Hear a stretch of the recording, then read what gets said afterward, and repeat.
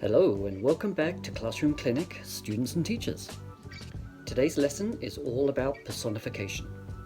Today we're unpacking a powerful literary device that brings objects, nature, and even ideas to life.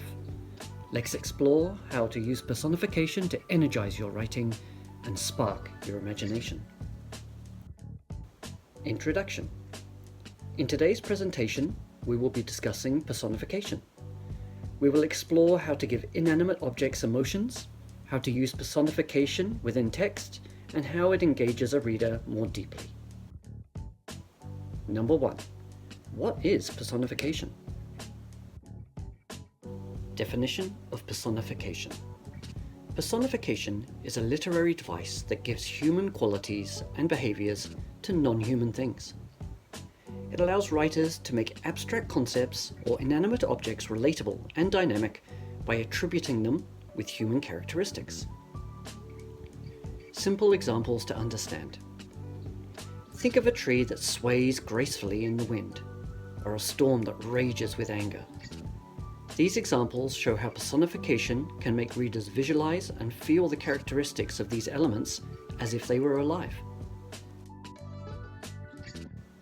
Role in creative writing. Personification plays a vital role in creative writing. It adds depth to narratives by encouraging readers to connect emotionally with the characters, settings, and themes. By giving life to inanimate objects or abstract ideas, writers can paint vivid pictures in the readers' minds, making their stories more engaging and memorable. Famous uses of personification.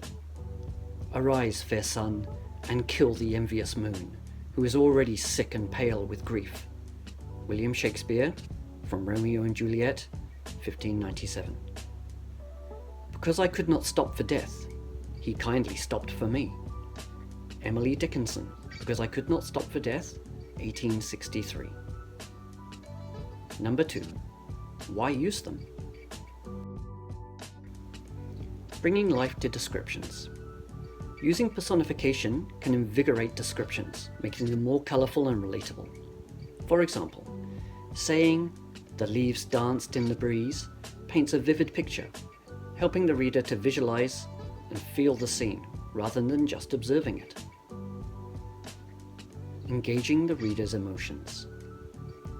When you personify objects, you tap into the reader's emotions.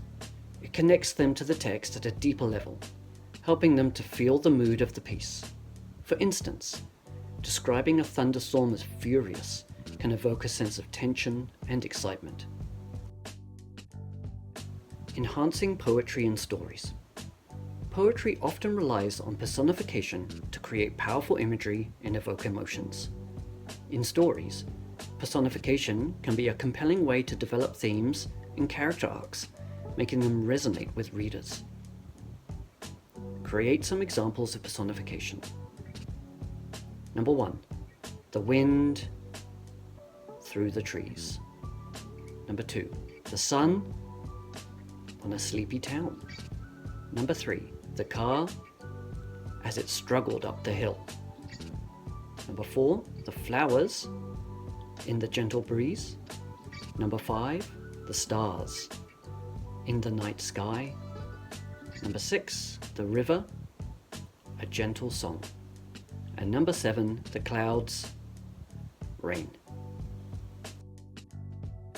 Conclusions.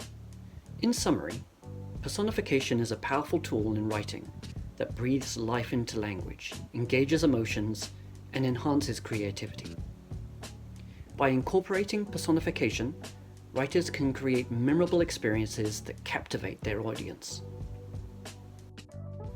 Thank you for watching. If you found this video helpful on your literary journey, please like and subscribe to Classroom Clinic and help a teacher out. See you again next time.